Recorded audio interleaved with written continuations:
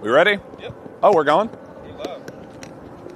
Guys, the day has come. Ooh. I'm so excited. Are you? The excitedness is it overcome the nervousness? I'm just excited to get this over with because this is one that we have wanted for so long. I mean, since first week of April, we knew that a matchup was coming against John Calipari. But to get one of them and to get it at Rupp Arena, to get the homecoming, Zach, it's a good day. It's a very good day. Yeah, it's a great just day in general. I mean, look at this. We got the snow is finally gone. Although I think, there's still a couple of those giant ice piles over there. But those are like my friends at this point. You know, like I see them every day when I'm walking the dog. Those piles of ice. What up, ice number 2? So I've gotten to know them pretty well, especially that real dirty one over there in the corner. But yes, great day. We just talked for 2.5 hours at KS Bar about this exact matchup, and we're probably going to try and dumb everything down into now a 15-minute episode of it. We might let Jacob actually get some thoughts in because we might have cut him off a little bit too fast on the sources say situation. But I'm feeling great. I really am feeling good. I think this is going to be a really fun game, fun atmosphere. The atmosphere is really what I'm just the 30 minutes before tip-off is really what I'm excited to see. I think they just let in the students too, so I think we'll come in, we'll get to Rupp kind of at the tail end of all that.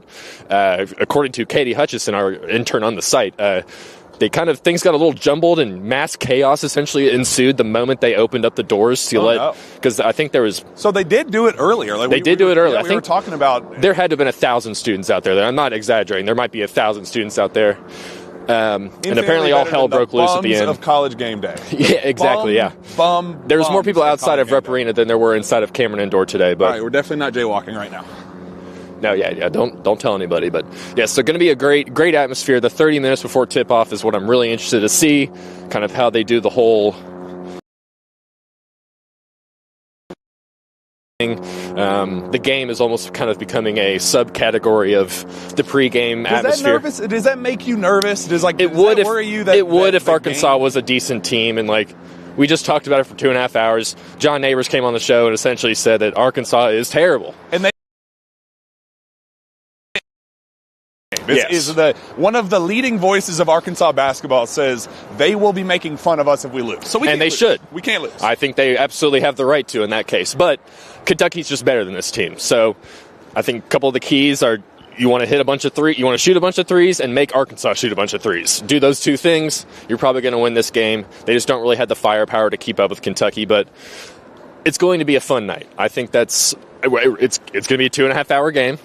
Everyone, if you think this game's going to end before 11:30, you're probably wrong. It's not going to. This is going to be one of those where they just kind of. I bet we get a late start too with the whole pregame Cal festivities stuff. God.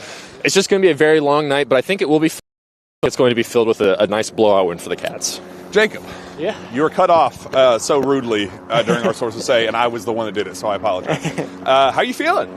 You are our outsider looking in here, covering the Cats extremely well, but you're not. You don't have the personal tie. How are you feeling going into John Calipari's return? I feel like this is a game that Kentucky should win, and I think that this is a Kentucky team that I think can wear down Arkansas. Obviously, there's been so much talk about kind of the lack of depth with Arkansas, putting that roster together with a lot less guys than he could have, and now without. He admitted yesterday that he. Yeah. And now no People Boogie say Flan. Cal's stubborn. Look at him adapting on the fly. A little too late. So, yeah, and Arkansas is a team that plays good initial defense, so if Kentucky can weather that early storm, I think that they'll be in good shape to win pretty handily. How do you think Cal is going to handle the atmosphere, the environment? I think he'll. That's kind of what's been going through my head is I don't think he will, but I think he'll get pretty close of getting pretty emotional. But you want him to cry? I don't care if he cries. It depends on the boo or two. If he gets a downpour of booze, it might be a little bit harder to cry in that situation. Should we go ahead and cross? Yeah, let's go that way. Yeah, I think that I'll say he doesn't cry, but I think he gets emotional. If they do an intro video, if they welcome him in with a nostalgic, hey, here are all the most beautiful memories of your time here before announcing his name, he will sob. Yeah. I just find it hard to believe that they won't have some sort of video where Anthony Davis is going, "This is my state," and then they pan to that video of all them rubbing Calipari's hair when he has the title from 2012. Like, I have a hard time not seeing that on the Jumbotron at some point today on Big Bertha Jr. Does that have an official name, the Jumbotron? Big Bertha? I think just the Jumbotron. Nah, we need to have something better than that. But yeah, it'll be weird. It's a really weird day. So many unbelievable memories with John Calipari as the head coach. 4 Final Fours in 5 years. All the Elite Eights, the SEC tournament championships, the SEC regular season championships. I mean, it was a magical run for 10 years, and then some good times in those last 5, but also some unprecedented, all-time historic lows that just kind of turned it into a toxic relationship for the coaches, for the players, for the media, the fans. It was a rough situation that needed to unfold the way it did, and it's weird. I don't know how to feel going into tonight. I swear, Zach, I have gone back and forth on this 100 times about the clap thing and any of that. I've just been like, hey, like, do you feel bad for him?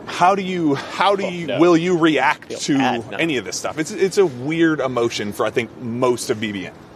Yeah, I definitely don't feel bad for him because this was all his fault. He could buy an island, as Stephen so eloquently put it. I mean, he can, though. Like, the guy, and he knows what to do with. So, for him in that sense, I do think he kind of realized, just from watching that ESPN interview last night, he does realize that he could have handled things a little bit better. I thought it was interesting how he kind of acknowledged that, if you don't lose to St. Peter's in Oakland, he's probably still coaching here. And he's probably correct. Like, just getting to the second round or even the Sweet 16 in any of those years saves his job, in a sense. So I do, maybe not like feel bad for him is the right word, but also like understanding that he may have grown from like, hey, I've been removed from the situation for several months. Maybe it's time for me to like